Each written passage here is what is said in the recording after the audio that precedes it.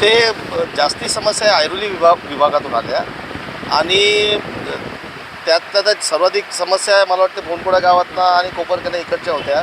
अनिकेत म्हात्रेसमोर जवळजवळ 100 लोक आली होती आणि भोनकोडे गावात रस्ते नाही, गटर नाही आणि गर्दुल्ले नायजेरियन तिथे ग्रामस्थ सर्व अनिकेत म्हात्रे यांच्या नेतृत्वात आले होते बांगलादेशी. तर हे सर्व सॉल्व्ह करण्याचा खासदारचा प्रयत्न करत आहेत आणि त्याचाच एक भाग आहे. आणि आश्चर्य ह्याच गोष्टीचं वाटते की भोनकोड्यात एवढ्या समस्या असून आमचे मंत्री महोदय तिथे जाऊन ठाण्याला मिटिंगा घेत आहेत आणि तिथे सभा लावतात. त्याच्यापेक्षा पहिले इकडच्या सर्व समस्या सॉल्व्ह झाल्या पाहिजेत अशी आमची प्रामाणिक इच्छा आहे.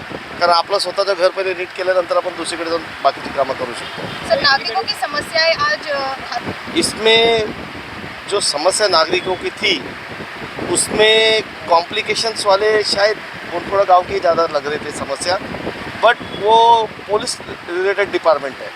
दूसरा हमारे वाशी और नई मुंबई में जो रीडेवलपमेंट चल रहा है उनके जो घरों के ट्रांसफ़र नहीं हो रहे, रोक के रखे सिडको से, वो तो हम 3-4 दिन में सॉल्व कर लेंगे क्योंकि एमडी साहब से और जॉइंट एमडी साहब से सर ने बात की है अभी. दूसरा बाकी के जो प्रश्न है भावकड़ेश्वर मंदिर, ये थोड़ा टेक्निकली उसका पेमेंट करना पड़ेगा MIDC का. और बहुत से लोग आए थे और मुझे लगता है 550-600 एप्लीकेशन गए अभी तक. इन लोगों का जो मेजर प्रॉब्लम है वो घरों का ही था और जो ग्रामस्थ हैं जिनको नोटिस मिल रही है और NMMC कार्रवाई कर रही है, सिडको कार्रवाई कर रही है, उसी के ऊपर ज़्यादा फोकस था और उसी टाइप के लोग ज़्यादा कंप्लेंट लेके आए थे आज. राज्य के वन मंत्री क्या अपने ही गाँव को न्याय देने में विफल रहते हैं? अभी समस्या से तो ऐसे ही लग रहा है क्योंकि उधर के काफ़ी नागरिक आज आए थे यहाँ. धन्यवाद. ते जास्ती समस्या ऐरोली विभागातून आल्या आणि त्यात सर्वाधिक समस्या मला वाटते भोनकोडा गावातनं आणि कोपरकने इकडच्या होत्या.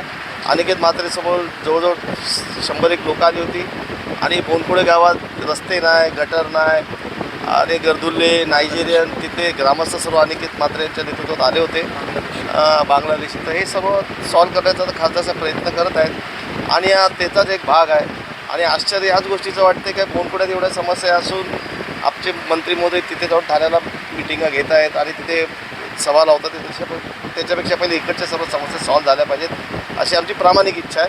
कारण आपलं स्वतःचं घर पहिले नीट केल्यानंतर आपण दुसरीकडे जाऊन बाकीची कामं करू शकतो. सर, नागरिकों की समस्याएं आज